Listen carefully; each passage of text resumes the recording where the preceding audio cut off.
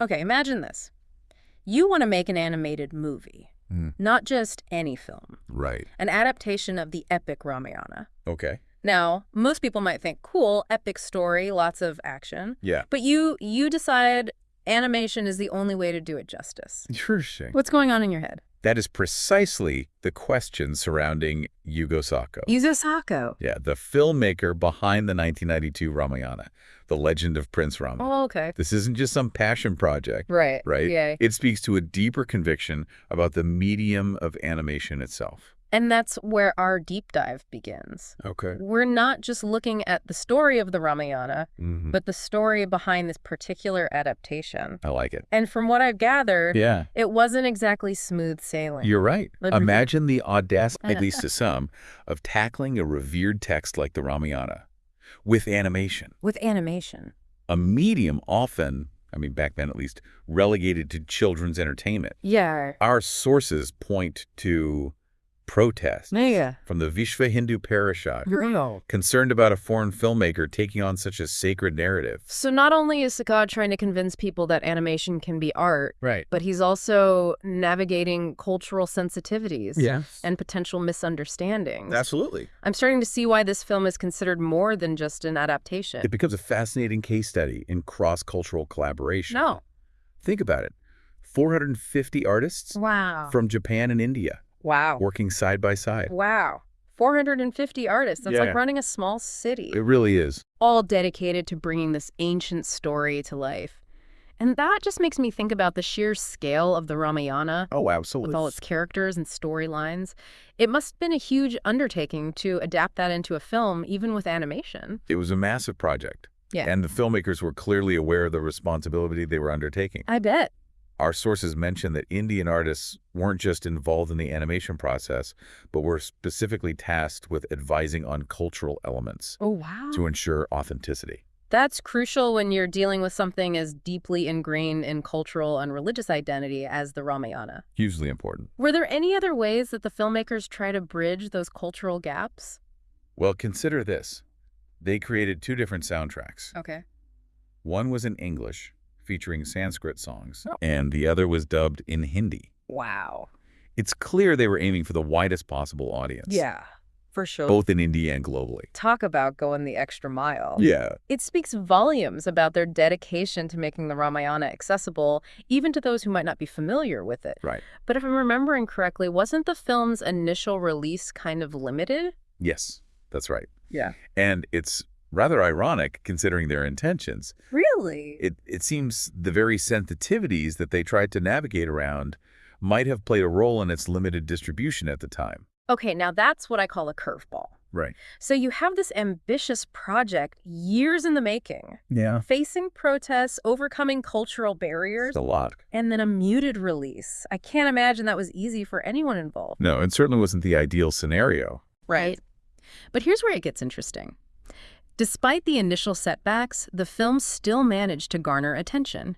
Okay. In fact, it even qualified for an Oscar consideration in 2001. Wait, seriously? Yeah. An Oscar nod. Mm-hmm. That's huge. I mean, we're talking about a film released almost a decade earlier. Exactly. Wow.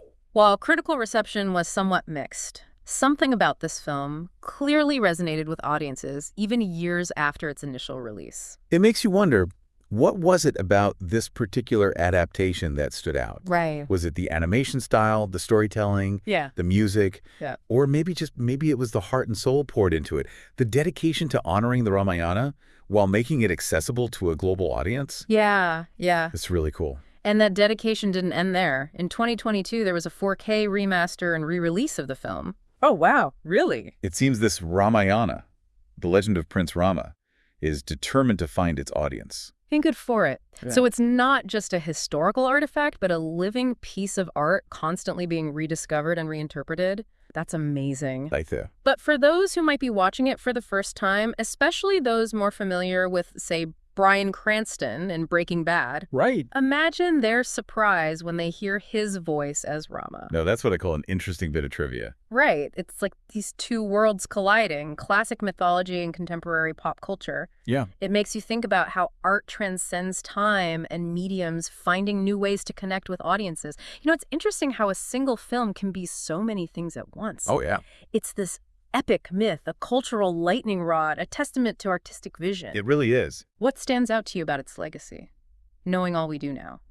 What's fascinating to me is how the film mirrors the Ramayana's themes. Yeah. Like, we see these struggles for understanding, for bridges between cultures, playing out both on screen and in the film's own creation. Wow. It's almost like life imitating art, imitating life. Okay, that's blowing my mind a little. So it's not just an adaptation, it's a conversation starter. Yeah. A window into how we grapple with these grand narratives across time and place. Precisely. And Well- that's something I think is so valuable for viewers to consider going into this film. Okay. How does knowing its production history, Yeah. the collaborations, the controversies, shape how you interpret the story itself? It's like getting a behind-the-scenes look, not just at the animation, but at the cultural forces at play. It makes me wonder if Sacco himself predicted just how relevant those themes would become, even decades later. That's the mark of a truly impactful work of art, isn't it? Yeah. When it sparks these kinds of questions, these connections to bigger ideas, long after the credits roll. Absolutely. Well, we've given our listeners a lot to think about. We have. What's the one thing you'd want our listeners to take away from this deep dive? I'd say approach the film with open eyes and an open mind. Mm-hmm. Let those visuals and that music wash over you, Yeah.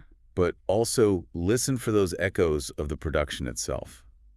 The cultural exchange, the challenges, the sheer passion. Right. That's where the real magic lies, I think. Beautifully said. It's like we've given them not just a movie recommendation, but a whole new lens to view it through. Right. And who knows, maybe it'll inspire them to dive deeper into the Ramayana itself. Yeah. Or even explore other adaptations with this newfound awareness. I love that. The possibilities are endless. Now, wouldn't that be something? To spark that kind of curiosity and exploration. That's what we aim for.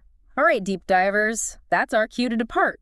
But your journey with Ramayana, the Legend of Prince Rama, is just beginning. Love it. Let us know what you discover out there. Until next time, happy diving.